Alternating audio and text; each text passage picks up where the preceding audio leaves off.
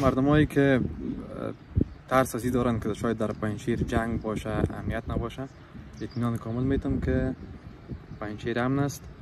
ما اینا تقریبا بعد از شاید 7 سال بعد ما به پنجشیر آمده باشم و تا اینجا که ما هیچ کدام مشکل را ندیدیم. امنیت کاملا برقرار است و هیچ کدام مشکل نیست در کار. سلام علیکم، احمد سجاد هستم، از کابل آمدم.